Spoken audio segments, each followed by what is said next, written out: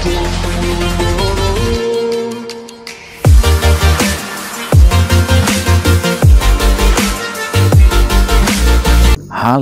kita jumpa lagi dalam PHP Pemberi Harapan Pasti bersama saya Pastor Jumadi Situmeang.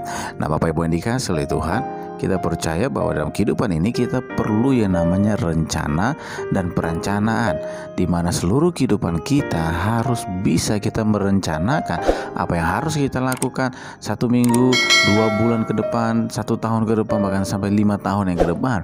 Karena hari-hari ini kita memang betul-betul harus bijaksana untuk membuat suatu perancangan. Nah, dalam firman Tuhan di dalam Lukas 14 ayat 28, Yesus memberikan suatu perumpamaan yang sangat baik. Sebab siapakah di antara kamu yang kalau mau mendirikan sebuah menara tidak duduk dahulu membuat anggaran biayanya, kalau cukup uangnya untuk menyelesaikan pekerjaan itu.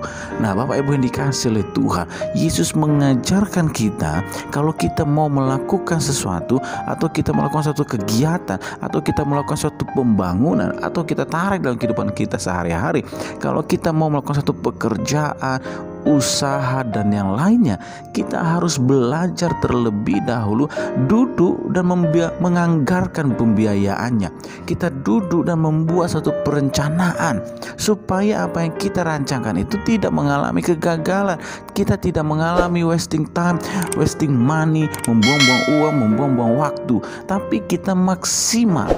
Kalau kita membuka suatu usaha atau kita sedang merancangkan suatu pekerjaan dalam kehidupan kita, kita harus betul-betul merancangkan dengan baik.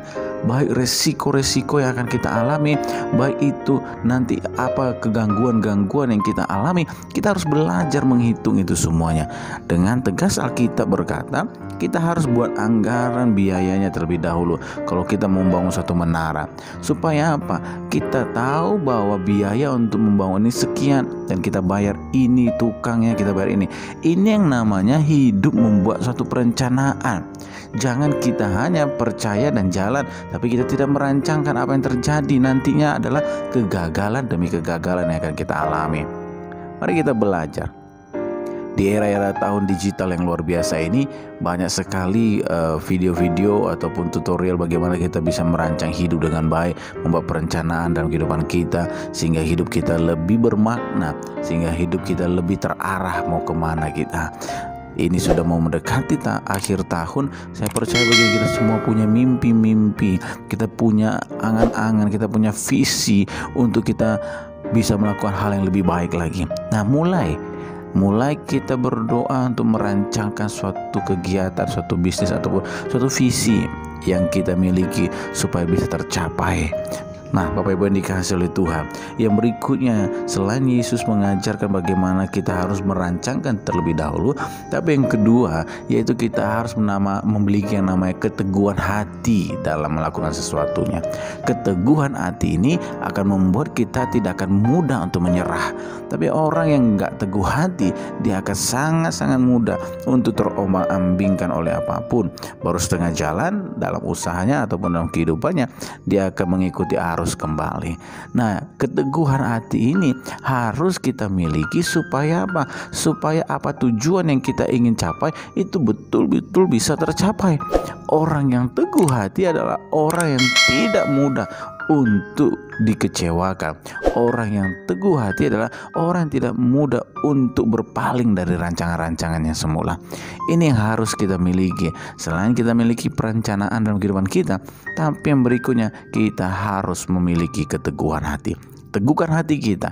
Walaupun orang banyak berbicara A, B, C, D, F ataupun tentang hal-hal yang tidak baik, tapi kita harus tetap teguhkan hati kita bahwa kita percaya dengan apa yang sudah kita rencanakan, bahwa kita percaya dengan apa yang sudah kita lakukan. Kita akan dengan teguh hati terus menyelesaikan pekerjaan itu sampai selesai. Mari Bapak Ibu yang dikasihi oleh Tuhan, saya sangat percaya bahwa rancangan Tuhan adalah rancangan damai sejahtera atas kehidupan kita. Mulai buat perancangan dalam kehidupan kita, mulai kita merencanakan segala sesuatunya dengan baik, supaya hidup kita betul-betul hidup yang mau menyenangkan hati Tuhan. Tetapi tetap milikilah keteguhan hati dalam kehidupan kita. Jangan mudah untuk menyerah, jangan mudah untuk menyerah terhadap tantangan rintangan yang ada di hadapan kita. Mari kita berdoa. Bapak terima kasih buat hari ini. Biarlah firman-Mu menjadi kekuatan bagi kami, supaya kami memiliki hikmat untuk kami boleh merancangkan perencanaan kami ke depan, dan kami juga memiliki keteguhan hati untuk kami tetap berjalan sesuai dengan rencana Tuhan. Terima kasih Bapa. Dalam nama Yesus kami berdoa syukur. Haleluya. Amin. Puji Tuhan. Tuhan Yesus memberkati.